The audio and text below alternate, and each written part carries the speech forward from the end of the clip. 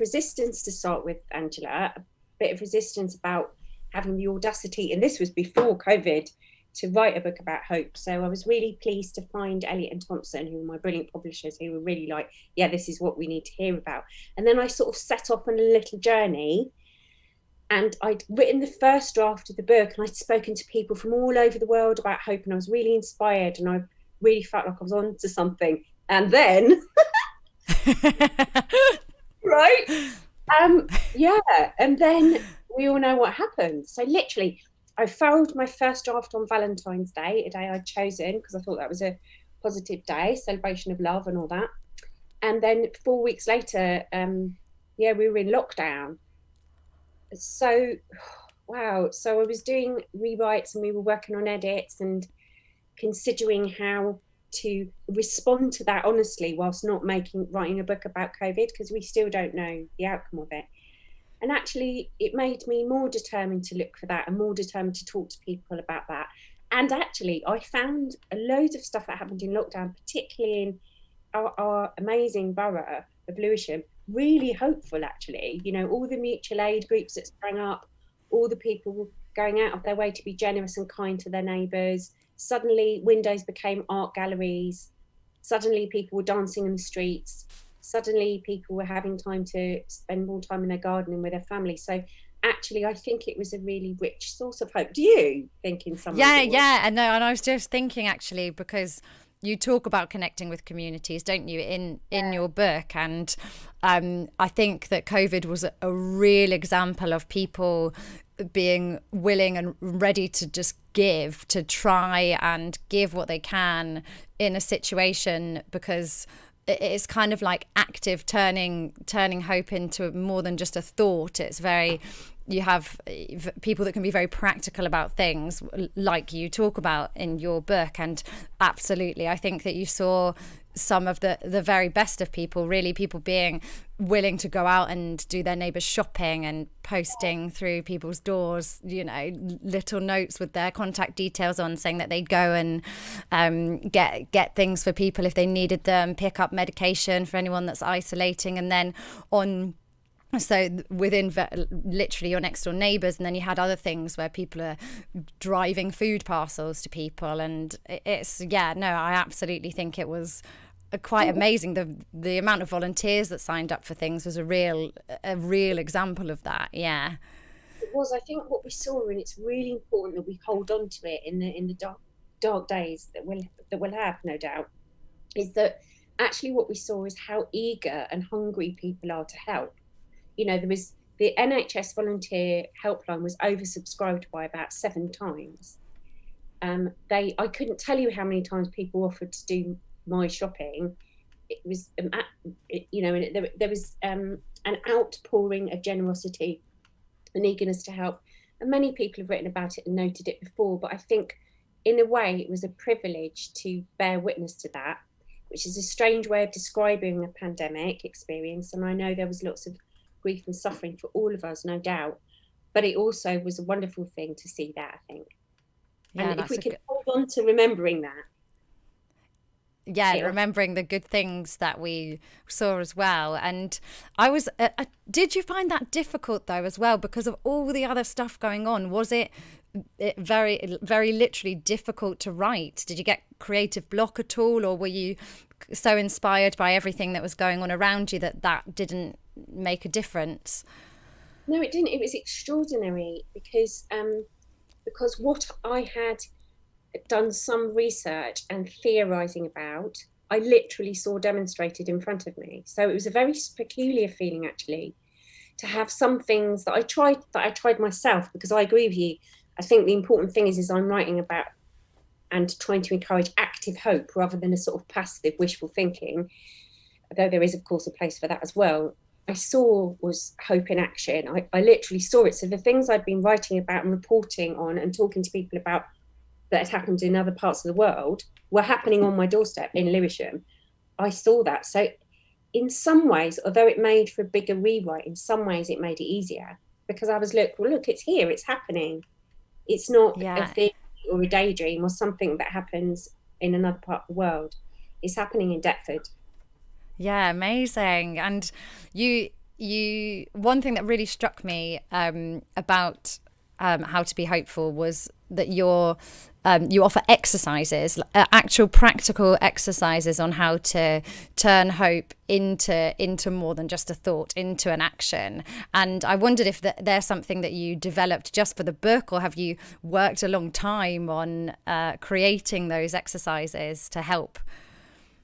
Yeah, thank you. Yeah, I was really, all of my books are sort of practical, because I always want to try things. So since I first started this particular adventure, which is way back in 2011 now, I always did things exactly as you were saying, Angela. I always made I didn't want to just theorise about kindness or theorise about environmental campaigning. I wanted to do things. I wanted to be kind. I wanted to plant trees. I wanted to try things. So they're all things I've done, because I think it's probably a bit better if you've done them, just because you can also be realistic about what pitfalls might arise. And also, I wanted it to be scalable. So some people, for whatever reason, might not be able to do huge things, and that's okay, you know. And I wasn't always able to do huge things. Sometimes it was little things, and they couldn't always be things that had money. So yeah, all of the practical exercises I've done, they're tried and tested. Yeah, no, and that's really great to say as well, and especially the kind of doing smaller things, if that's what you can do, because I think sometimes you can get caught up in these massive global problems, or something like climate change, where you can feel sort of hopeless. You can try certain things, but it's hard to know how you as a tiny individual can have a bigger effect. And so that's really great to offer the small things that can help towards something. Definitely. And you talk about the positive bias of children, and how we can be inspired by children and our younger selves, which I see that in my own family. Since my brothers had children, I see the change in my family. Why do you think it's so difficult to hold on to that sort of childlike positivity or hope? Why do you think we lose it as we get older? Really interesting, because I know you work with children. You mentioned that you just finished it, so you'll see it, so you know what I'm talking about. Anyone that's around children will understand that children you can see it, this kind of positivity, optimistic, rose-tinted way of seeing the world, or at least of trying things. And so I kind of looked into that. I spoke to people that worked with refugee children in the camps in Calais and in Greece about their experience of children still finding joy, seeking out joy and play and fun, and learned a little bit about children's optimism, even though there's no conclusive theories about why children aren't like that, but there is quite a lot of research into why we lose that. And actually, a thing that really helped me was finding out that it kind of isn't our fault, because it's to do with us having to survive. So I found some research from a fantastic doctor called Dr. Rick Hansen, and he talked about how basically we have a sort of negativity bias in order to literally keep us alive. And so I tell a story in the book about a woman going out for a walk, a sort of woman back in prehistoric days going out for a walk, and she has a lovely time with her friends. They eat loads of berries and have fun, and they sing and they dance and have a nice day out. But on the way back home, she trips over on a tree root. And when she gets home and she's telling the story to her friends around the fire, she doesn't tell about the berries or the fun and laughter or the song and dancing. She tells about the tree root, because that's the thing that could have killed her. Right, yes, so in yes. order for us to survive, our brains held on to the thing that could have endangered us. Now that makes perfect sense. Yeah. So I was like, okay, that's why we do it. But as he said, most of us aren't going to die from a minor injury. So it's actually, we hold on to these, he calls them long shadows, these sort of memories of things that actually aren't very helpful to us. But one really encouraging thing I found out is that you can literally train yourself. You can kind of overcome it by training your brain to be positive. And it works, because I tried it. So all you do is every time something positive happens, and that can be a really small thing, like somebody letting you get on first on the bus, or somebody helping with luggage, or you find 50p in a drawer or something. Anything, it can be a tiny thing. you kind of let yourself enjoy that moment. You focus on it and you linger on it, and then it has more chance of transferring to your long-term memory. So then you kind of build up this library of hopeful, positive memories instead of this library of tree roots tripping you up. Yeah. Okay. Yeah, so you can train yourself and it does work. So if you teach yourself, if you make a daily practice of noticing something hopeful every day, it will change your life. And it literally changes your brain. That's great. That's great advice and scientific as well. So, Rick has advice. Yeah. well, speaking of children's positive bias, I got a couple of our younger listeners to write questions that they'd like to ask adults. So I've got some questions from Holly and Jazz, who are 6 and 8 years old. I'm picking them out at random from a bag. So this is a random question for you. And it's, Bernadette, what's your favourite animal? Holly and Jazz would like to know. Fox. A fox. Yeah, any Yeah. particular reason that it's a fox? Well, they're really good looking, but also they're second only to us in the best at surviving. They live on they only like us, second only to us. They live on in every kind of environment on Earth, from the Arctic to, so they live in deserts, they live in the Arctic. They can switch between hunting and scavenging depending on what's needed. They're super clever. They're just amazing. And they kind of make fridges. That's true. They kind of make fridges. The kids will like that.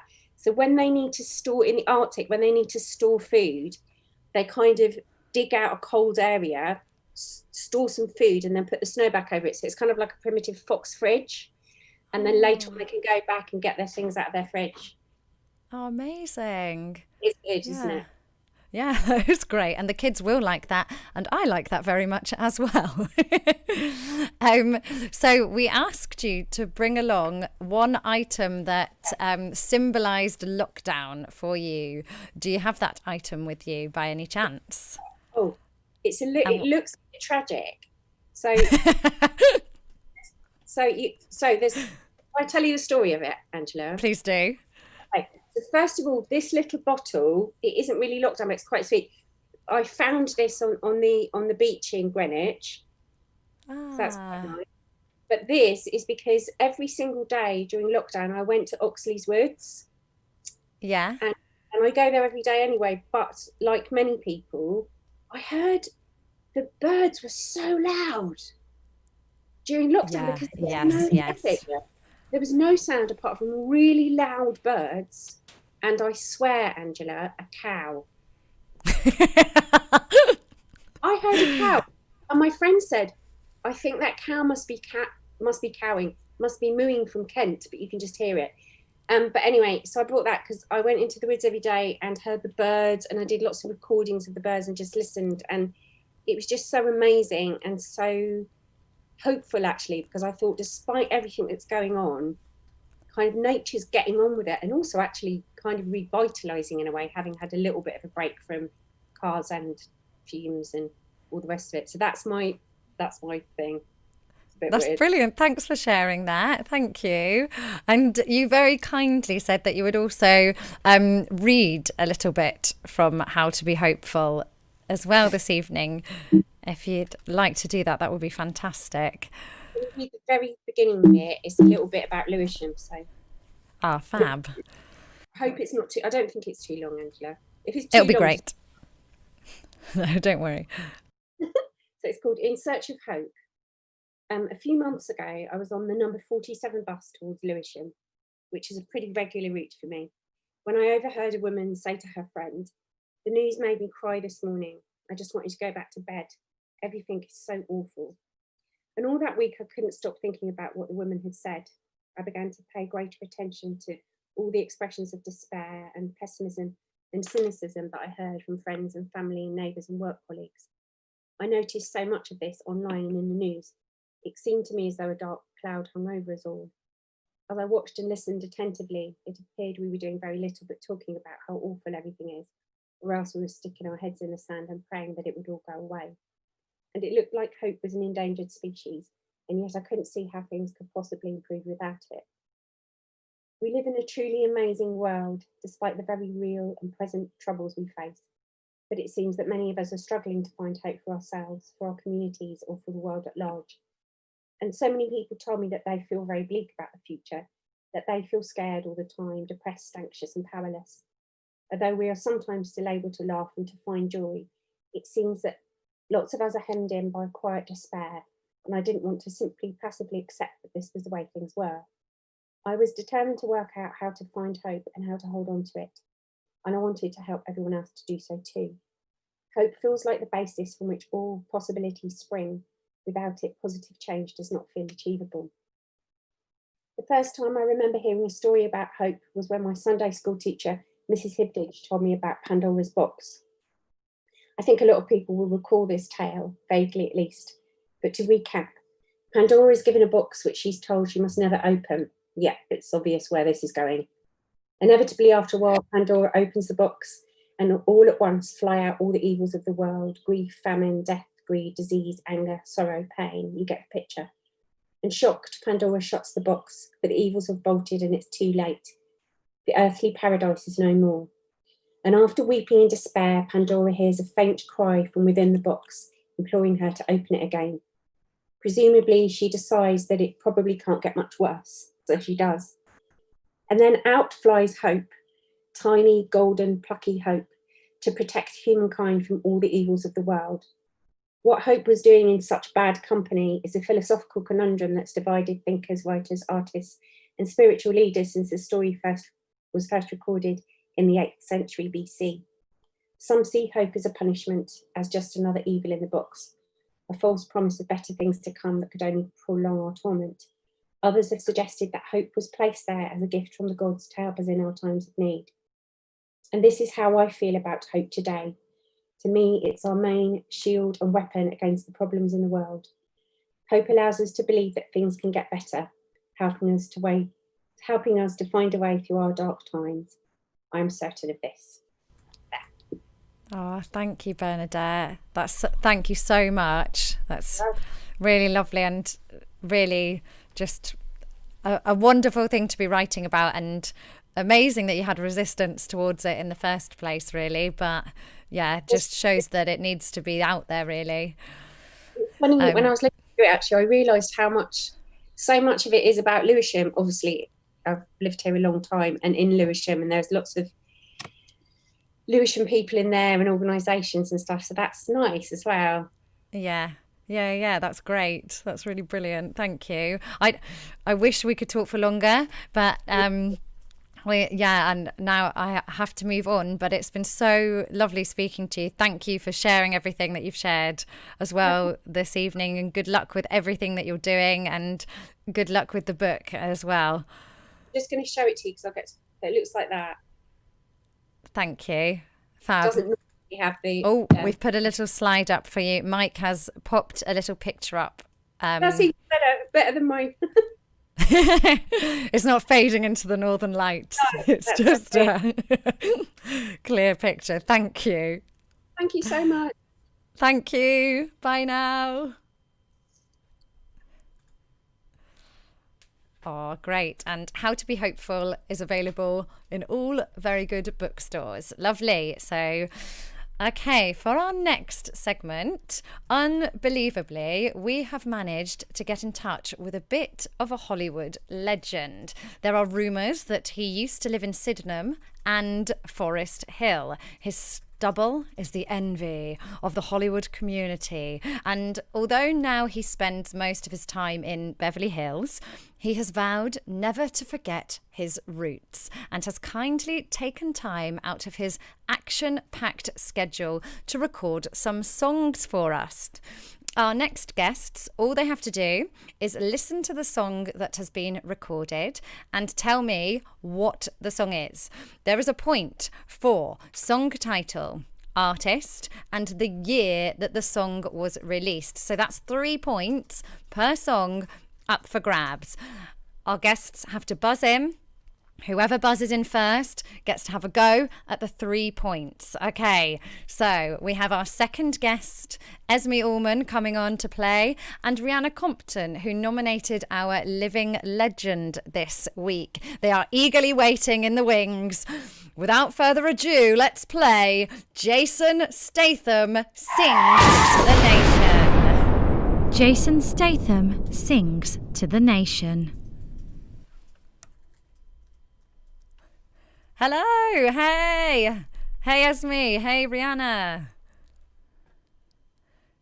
Thank you very much for joining us. Now, are you both clear on the rules? I get it. Can I get a vocal yes? Yes. Yes. Fantastic. I believe that. I believe those yeses. Wonderful.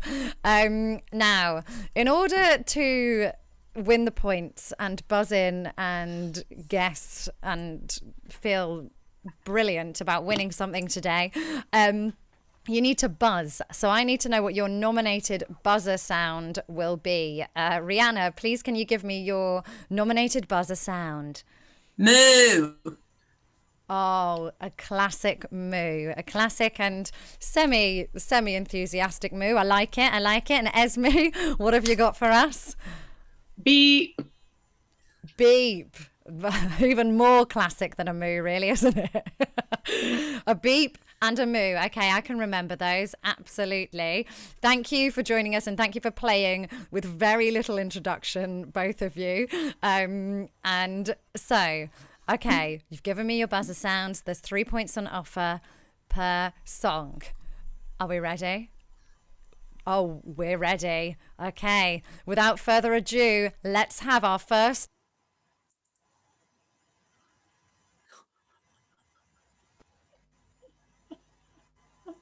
Any other day, I would call, you would say, baby, how's your day? But today, it ain't the same.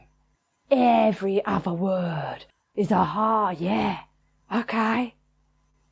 Could it be that you are in the crib with another lady? Beep. Oh, we've got a beep from Esme. Fantastic. Yes, Esme. Is it Say My Name by Destiny's Child? Yes, it is. Say My Name, Destiny's Child. Okay, that's 2 points. You've got, if you can guess the year, you've got 3. Rihanna, if she hesitates, you can jump in here, but you've got to moo in. Damn. Moo. Oh, moo. 98. Oh, it's not 98. Esme, any idea? 2000? Oh, I should know I'm this. afraid you're both exceptionally close. It was actually 1999, right in between both of your guesses, but it doesn't matter. Esme's on 2 points. Rihanna, you're trailing behind here. All right, so Shocker. okay, so and thank you. We've got someone writing on the chat that Jason is looking great. Thank you. Yeah, he is obviously a bit of a Hollywood stud. Okay, are we ready for our next song? Yep, fantastic.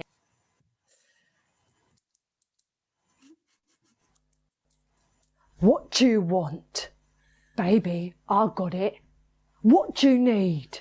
Moo. No, I got it. All I'm asking is for a little. Okay, Rihanna, that was a clear moo. A clear moo from you. Go on. What have you God. got for me? Aretha Franklin. Yeah. RESPECT. Yes, okay. Guess the year? Oh man. 83. No, it's not 1983. No, I did. No, I did. No. Okay, Esme, it's your chance to steal because you're drawing at the moment. 1967. Oh my gosh, it's 1967. No! Bang on, that's so good. Yeah, okay. We have a clear winner, thank goodness, because I just realised I'd forgotten a tiebreaker question for you. So I was like, if you could steal this, Esme, that would be fantastic. Great. So we've got Esme, 3 point Esme, 2 point Rihanna. I'm sorry, Rihanna. it's always sad, isn't it? But I'm impressed you got some points. Well done. Thank you so much for coming on the show, and thank you for playing Jason Statham Sings to the Nation. We'll have your living legend coming up later in the show. Woo-hoo! So woo, this is where we say goodbye to Rihanna and see you in a minute, Esme, because we will be back to have a chat with you in a second. Thanks, Bye. both of you. Bye. Bye. And of course, really, we need to say a huge thank you to Jason because, he really did us a solid there and delivered something quite special, I think. Thank you, Jay. Thanks for taking the time. Okay, so our second guest needs no introduction because you just met her, but she is a writer, a poet, a performer, and a theatre facilitator. She has written, directed, and performed in her own film club, which is currently online as part of the Fringe of Colour Festival. Yesterday, she completed her first commission for the Sydenham Arts Centre, and we are delighted to have her on the show today. Thank you. Yes, it is the spectacular Esme Allman. Hey, hi, Esme. Lovely intro. That was so nice. Oh, good. You can keep that. That's all about that stuff that you actually do. So that's actually you. It's you. It's real. Thank you so much for joining us, and thanks for playing Jason. Well done for winning as well. Fantastic. What a great feeling. We've got some love on the chat there. Great steal, Esme. So well done. There you go. So, Esme, yesterday you finished your commission for the Sydenham Arts Centre. You were delivering a series of workshops for young people of colour aged 16 to 21. The space of our lack is the space of our possibility.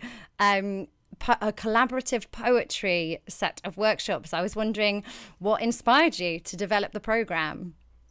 Oh my gosh. So I think that during COVID, COVID has kind of forced everybody into this kind of creating space under catastrophe. And I think that for a lot of us, we're kind of not necessarily well versed in the specifics of COVID, but definitely in a kind of lack of resources, in a kind of being pushed to the margins of the arts, whether or not you're there or not, or if you can get in. So I decided to kind of, that's a bit bleak. And I was reading some bell hooks over the quarantine period. And I read this gorgeous quote that, she talks about, the space of our lack is, the space of possibility. And I thought, what a wonderful way to kind of look at how we kind of imagine and create in this kind of, in this slightly liminal space when you feel like you are in lack of something. So I wanted to create a program that, gave a dedicated writing and creative space to kind of young people of color who've been like really heavily affected by COVID, whether it be by school or just kind of like, quite the bleak statistics around, the death rates and the policing rates, and just give us something fun to do for a bit, and just give us something that was going to bring us some joy, and just kind of really, have some fun working all together, which we did. We had so much fun. Yeah, I think it's really like interesting making a collaborative poem as well. And because I watched Mosquito and Addicted on the Sydenham Arts YouTube channel, and from my perspective, they seem incredibly personal. They sound like they're coming from one voice, and I wondered if it's difficult to develop such a cohesive piece when it's a collaborative poem, or if that's something you don't consider at the beginning. So initially that task, like the group were so awesome and they were incredibly responsive to kind of all of the wacky tasks I threw at them. So I didn't initially tell them that it would be a group poem. I just, you have to get creative as well when you're on Zoom, which the chat function is like actually quite useful when you're doing a writing workshop and a poetry workshop. So so we just kind of had these like different pieces of poems, and we were like, right, like let's piece them together, let's share screen and kind of move these around in a Word document. So we had those two group poems, and then they all wrote a bunch, like loads and loads of individual poems that they showed yesterday, and they were all fantastic. They were so good. And did they show them over Zoom as well? Yeah, so we got readings from all of the participants yesterday, and then the gorgeous graphics that James at Sydenham Arts created for us, which are the poems that you were just talking about that you saw. Yeah, he's good at the graphics, isn't he? Which is lucky for us, I think. Yeah, and I wanted to make sure as well that we talk about Club, which is a film that you've written, performed, and directed. So it's a digitized theatre piece, and it centres around queer Black club scene. So could you tell us a little bit more about the film, what it's about, and things like that without too many spoilers? Yes, definitely. Oh my God, it sounds like I Ben Affleck the film. I just have to say, like, I made it in quarantine, so also on quite like strict restrictions. So yeah, I always say that I kind of perform out of necessity at this point. I can do it, but I don't enjoy it as much as kind of being behind the scenes. But Club was, it was initially a piece that I created that kind of, captured all of my love for both theatre and poetry.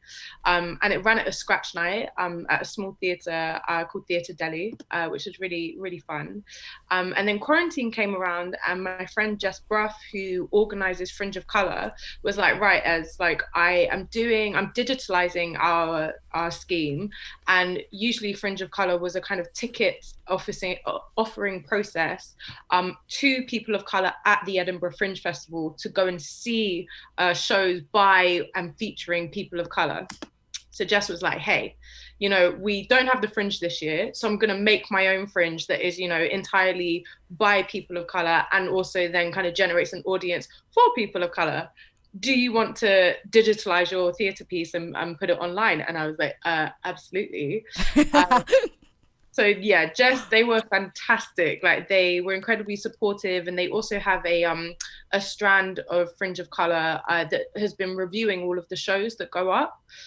So that your show is also in safe hands with all of the people who watch it and review it, because the reviews are like really kind, and they've kind of eradicated this starring system. So it's not about, how many stars did your show get? It's just about, okay, the writer assigned to the show, like, how did they connect with it? And I was lucky enough that someone I met over Zoom during lockdown actually reviewed the show for Fringe of Colour. So we met for the first time. Her name's Elite. So we met for the first time off Zoom, and she was like, oh, by the way, like, I've just reviewed your show. And I was like, oh my God, like, what a coincidence. Like, we never would have known each other had we not been doing a separate program. So yeah, I don't know if that answers your actual question. I've kind of talked around Fringe of Colour and not necessarily my short film.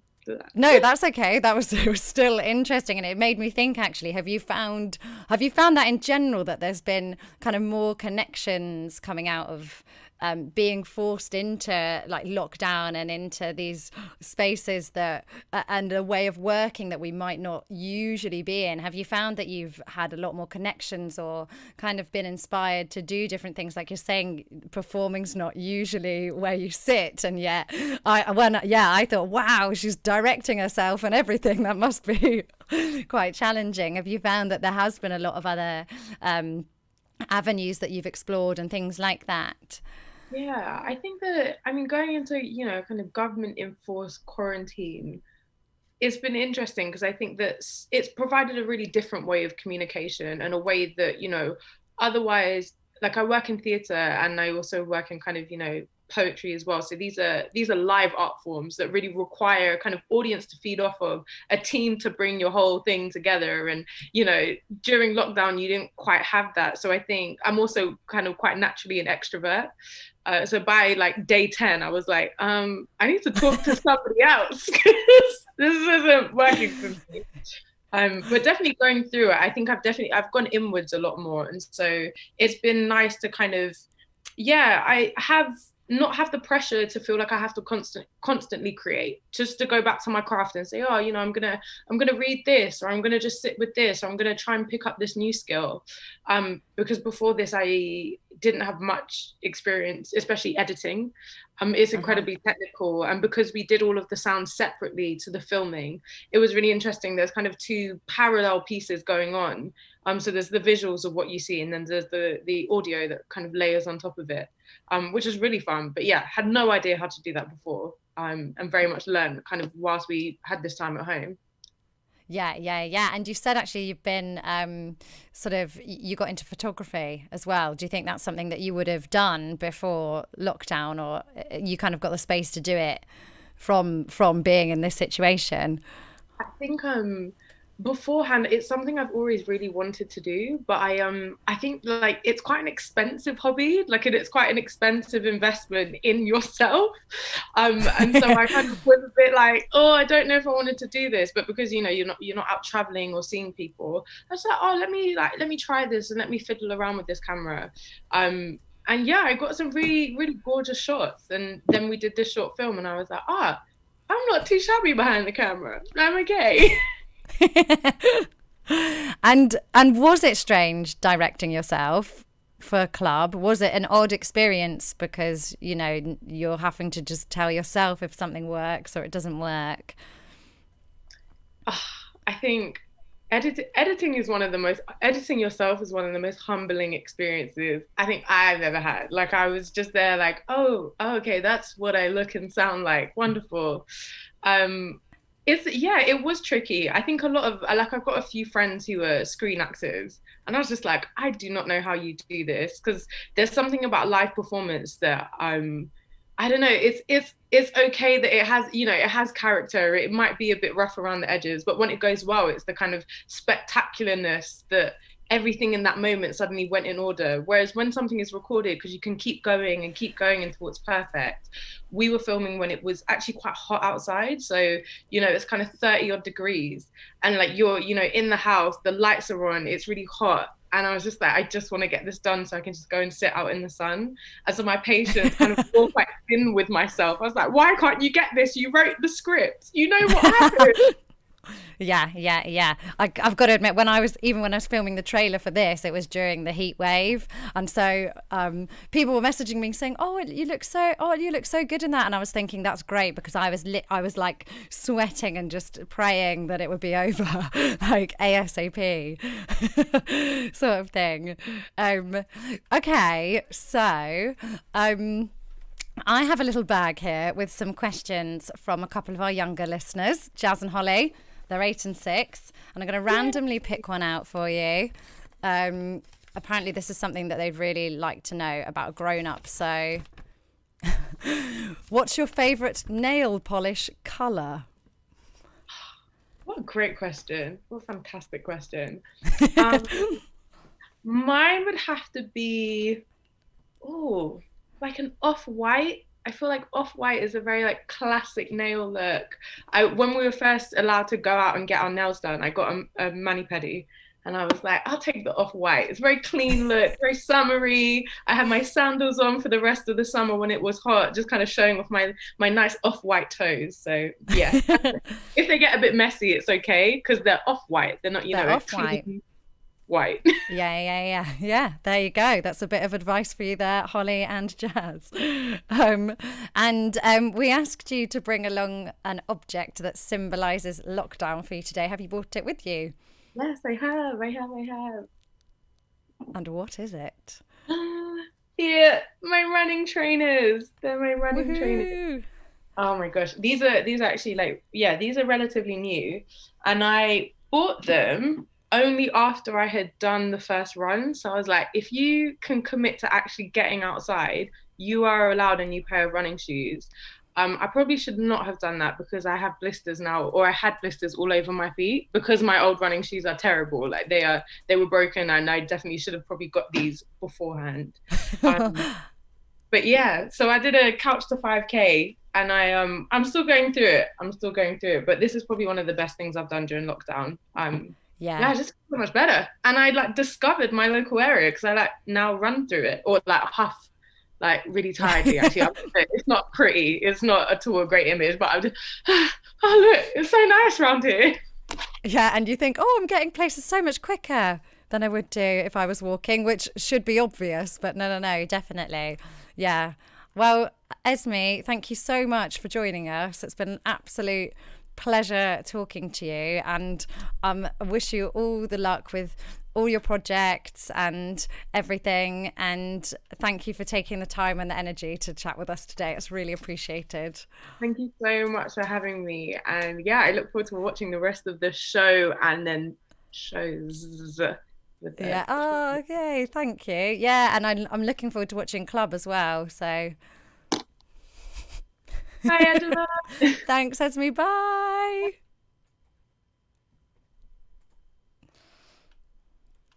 Fab. And remember that Club is available to watch now, or maybe after the live stream, if you head over to fringeofcolour.co.uk. So, okay, thank you everyone that's been saying hello on the chat as well. It's nice to know that you're out there. And our next guest comes to us from an extremely important organisation, Lewisham Foodbank. So with 14 million people in the UK living below the poverty line, food banks have acted as a lifeline to many people across the UK, literally transforming lives for some people. With COVID-19 sweeping the nation, Lewisham Foodbank, like many other organisations, has had to rethink its day-to-day running and how it can still help the community in a time where they may just need it the most. So we are very excited to be joined today by Reverend Carol Bostridge, who is the Senior Project Manager of Lewisham Foodbank. I've just been told by my a wonderful tech support mic that Carol's not quite here yet, so we're just going to be hanging on, waiting for Carol, just waiting for Carol to arrive so that we can have a lovely chat with her about all the wonderful things that she has been doing and Lewisham Foodbank have been doing over the COVID time and the lockdown period. And we've just, thank you, Julie, for letting us know on the chat that it's a fantastic podcast and that you have to go, but you'll catch up later. That is no problem, Julie. That's very polite of you. Thank you for letting us know. And great news, Carol is here and we are very excited to have her on the podcast. Hello, Carol. Thank you so much for joining us. Hello. Thank you very much for having me. Thank you. It's it's really fantastic to have you here this evening and to get the opportunity to talk about all the things that you've been involved in over this period of time. So you've worked for Lewisham Foodbank for the last 5 years. Is that correct? Yeah, great. Yeah. And could you tell us a little bit about how COVID-19 has affected Lewisham Foodbank? Yeah, I mean, before COVID, people used to come along with a red voucher, collect some food. We had 4 centres, 6 days a week, couple of hours each day. Since COVID, we closed 3 of the centres. We're only delivering food parcels now. A whole load of our volunteers had to step down because they were vulnerable. Whole new set of volunteers. So we are now delivering 30 or 40 food parcels every day, 6 days a week, 150 volunteers involved. It's changed beyond recognition. On the other hand, we've just been amazed at the generosity with people giving time and food and support. And great that we've been able to really help people for whom this has been just such a struggle. Yeah, this is it. And so you must have had to put a lot of different measures in place as an organisation that's very much having contact with people literally coming into the centre and things like that. Are you able to tell us a bit more about any measures that have been put in place and things like that? Yeah, So clients, people who need the food don't come to us now. We've got a team of drivers who deliver and they all turn up one at a time so they don't collide with each other and do anything like that. When people take the food, There's a protocol of knocking on the door, stepping back so you're not close to people. We only have, it's a big hall. We'll maybe have 6 people in there packing the food parcels. They work in teams of 3, like making up just a little bubble there. They only come in once or twice a week, so they're not, no cross infection. We are forever saying, keep your distance, don't get so close. My hands have been washed and washed and washed. We have risk assessments and protocols as long as your arm. But people have been great. They've taken it sensibly. They've really been careful. We haven't had any cases of COVID within the team. We haven't had to step anybody down at all. So people have been really careful, and they've been sacrificial in their personal lives as well, being careful. Yes, yeah, as in sort of limiting who they're seeing, where they're going, things like that, in order to be able to come in to help at the food bank. Yeah, which again, we're just grateful for people making sacrifices in their lives because they want to be able to help in this way. Yeah, and are you feeling so, and with the kind of return to a semi, I'm reluctant to say the new normal, but it is that going that kind of way. Have you, and with people coming off furlough and people going back to work and things like that, are you seeing a shift in anything, a shift in the volunteers, or are you managing to still keep a solid base of people helping at the food bank, or have things changed at all? We've lost some people because they've gone back to work, but at the beginning, lots of people said they'd like to help. So we are forever having to bring new volunteers in. I'm very grateful to Caro, my volunteer coordinator, who has just been amazing at getting new teams in there, and other people being brilliant at training them. But we are beginning now to look to open up where people can come and collect a parcel. So we're hoping in about 3 weeks' time to get the first of our other centres back open, so people can have a time to come and get a parcel that will be ready for them pre-packed. And that's really got to be our road of travel now, because we're aware we will lose more of our driver volunteers as time goes on.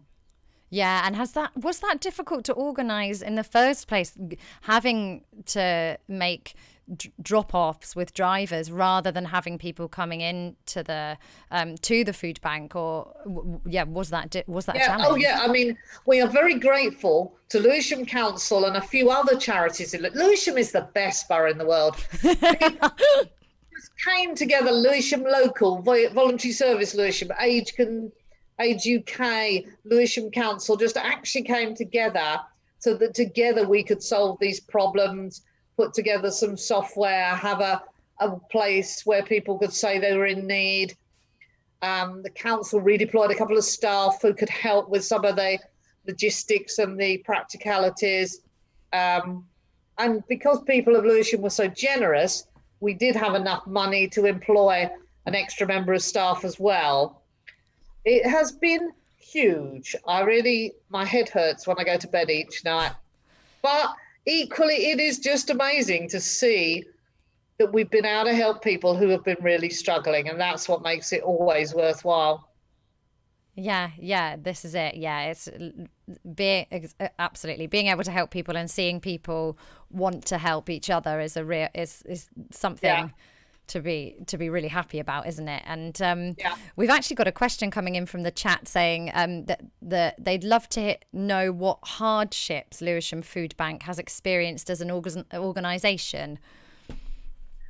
I have to say, and it's amazing, as an organisation, we haven't had much hardship because people have been so generous. People have upped their donations of food and of money. People have volunteered so that we've got a waiting list of volunteers. People have offered transport and given us free masks, and I've got some free hand sanitizer on its way. So as an organisation, there's some people who are working too hard and could do with more sleep, but that's the only hardship as a food bank. We have just been blessed. It has been wonderful. That's so good to hear. That's fantastic. And it sounds like a bit of a theme talking to everyone tonight, really, where in a situation where things are quite awful for a lot of people and can be quite terrible, and there's all this stuff going on in the world, people are really coming together to try and help each other, which is amazing, really. And have you seen any changes over the last 5 years at the food bank? Have you seen kind of more people needing to use it, less people needing to use it, anything like that? We were seeing more people. It was probably a gentle growth, but maybe 5 or 10% increase each year, sadly. Whereas when COVID hit, we probably trebled in that April-May time. It was 3 times as many people needing our help. I think you'd got a lot of people who'd lost work, and Universal Credit takes the time to kick in. Other people who were picking up some work normally and it all went badly, or people who were just frightened to go out, couldn't get a delivery slot. It's calmed now. It's not that level now, but it's still probably double what it used to be. And a real mixture of people who almost ashamed as they phoned up said, look, I've never ever needed a food bank before. And, the fact we've been able to help them, people who used to donate, who've suddenly needed our help just because, it could be any of us. Who knows? 100%. This is it. Yeah, no, absolutely. And have you... Oh, I've got a question here from the chat, sorry, asking, are there any items in particular that the food bank are looking for currently?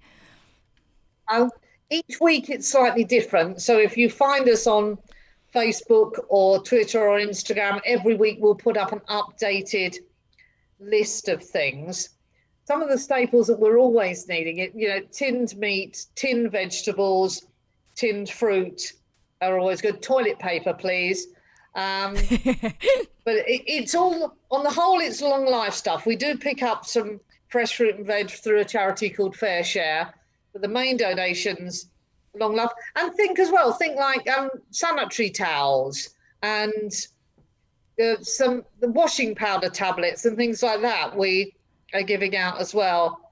And if you go on our website, there are loads and loads of places you can donate. A lot of shops have allowed us kindly to have a box where you can take your donations. So if you can't get down to Forest Hill, right across the borough are doctor surgery shops, even funeral directors who've got a donation box in store. Oh, that's good to know. And that's all on the Lewisham Food website. Yeah, so if you go on Lewisham Foodbank website, click on the big donate button, donate food, and it will tell you all the places you can drop it off. Great. Because there is a question actually coming in from the chat about which centre is open for donations at the moment. It's the Hope Centre in Malham Road, Forest Hill. And because we're every day there, we've got people there 9 till 5, Monday to Friday. And we'll receive your donation, and we do it carefully. We get you to ring on the doorbell. We put a trolley outside, so again you can do it very safely. You don't have to come too near to us or anything like that. Okay, great. And someone from the allotment channel is saying that allotments have a lot of free veg, but we're told a few years ago that food banks wouldn't take that veg. Is that still the case? No, we are taking veg. The problem was a few years ago, somebody donated some veg to a food bank. The food bank gave it out, and the client, who wasn't the most grateful person in the world, didn't bother washing it, got ill and sued the food bank. That was why we then had to become reticent. But we would love allotment veg stuff. Ideally, if you can wash it first, that makes our life a whole lot easier. But we are giving out fresh fruit and veg, and that's really important at the moment. Probably the easiest, if you're going to do that, just drop us an email first, and we can check that it's stuff we can make use of. We did have a whole load of marrows, and it went down really, really well. We had somebody on our phone line, rang the clients and checked, and got some very excited clients that they were going to get a marrow to cook for the family. They're great vegetables, to be fair. Yes. Marrows and courgettes, they're up there. They're up there for me as well. So I guess important questions as well are, how can people get involved if you would like them to get involved, if they would like to get involved? So if the easiest thing is to go to the Lewisham Foodbank website, you can, donations are great. Donations of money and we'll spend it on food, or donations of food are great. Carrier bags, so we can get the food out to people without buying it more plastic. If people would like to volunteer, again, there's a link on there to the web form. Particularly as we're losing some volunteers, we are looking to get some new ones along, because this, I don't think, is going to go away anytime soon. So all of that would help. We're, follow us on Facebook, Twitter, Instagram, but the website's got the information as well. And any queries, drop us an email and we'll be nice to you and answer. And another important question is, what if people would like to or need to use the food bank? How can people do that at the moment, if not in person? So if people are in need of help, most of those people will be in contact with an organisation that can refer them. You need to get referred. And that could be your GP, your job coach, your housing officer, your social worker. And if you can't find any of those, again, on our website, there is a citizens advice helpline number you can ring, and they'll sort it all out for you. Okay, great. And the website address is lewishamfoodbank.co.uk. Is that right? I think it's lewisham.foodbank.org.uk. I beg your pardon. If you just Google Lewisham Foodbank, and it should come up quite quickly. Great, fab, because the allotment channel is saying they've got loads of marrows and courgettes to get rid of. So this is... So if they just drop it, and the email again is just an info@lewisham.foodbank.org.uk, so they could let me know, and I'm sure we can make good use of them, because we're giving out, say, 30 or 40 parcels every day. So an extra marrow to go with the stuff we get from Fair Share would go down very nicely. Okay, that's great. Thank you, Carol. And I've got a little bag here of questions from a couple of younger listeners, Jazz and Holly. They're 6 and 8, and I'm just going to pull one out at random. And questions they'd like to ask grown-ups. And this one is, what's your favourite game? Well, two things. I love quizzes. So I love going to quiz nights, and I love doing quizzes. And I don't know if Sudoku counts as a game, but I love doing that as well. Okay, great. There you go. Yes, thank you. I think it can count. It can count as a game if you're having fun from it. Yeah. And have you brought along your object that symbolises lockdown for you? Yeah, no, I don't know if you can see behind me. I'll bring it down.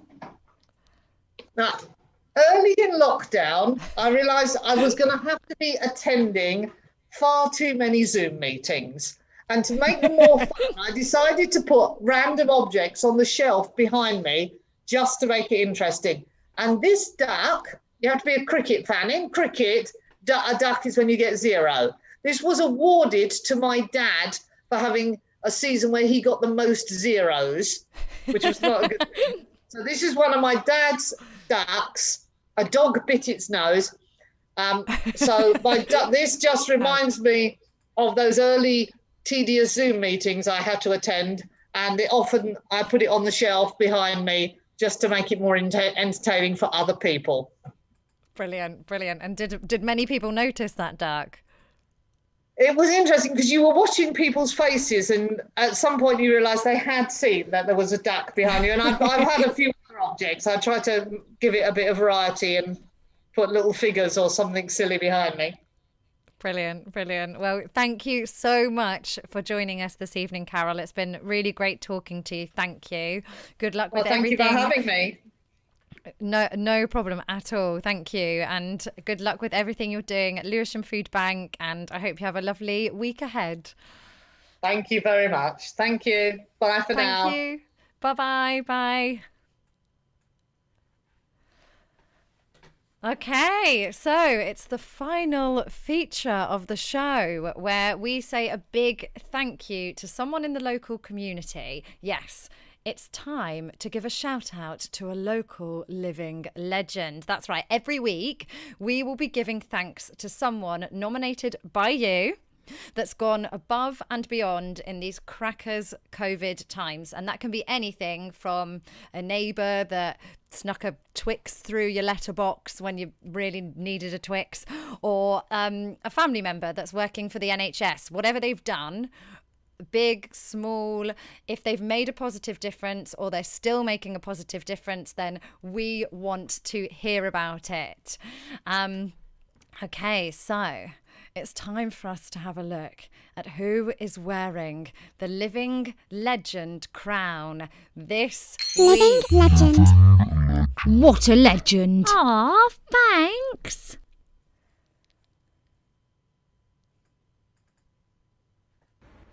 Shannon McNabb is my living legend because she really seems to make the impossible happen. Here we are in the middle of a pandemic and we have a kids' summer scheme going on. All the social distancing, all the good food, all the fun games, and just a really safe and beautiful space that she's created for everyone. And it's amazing.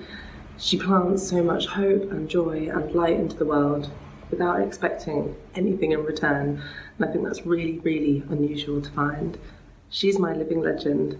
So I'm going to go right in with a huge thank you for everything you have ever done for me, for your friends, your family, your community.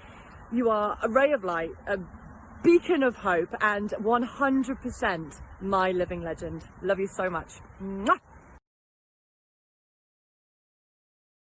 That was lovely. Thank you, Rihanna, and thank you, Kelly, for nominating Shannon McNabb as this week's living legend. Shannon has been running a summer scheme in Lambeth, in Oval, feeding kids and running activities socially distanced over the last 5 weeks. And so, yes, Shannon, it sounds like you're an absolute legend and very much deserve that shout out. Now, if you know a living legend and you'd like to shower them with thanks on our show, then please do get in touch. We'd love to hear from you.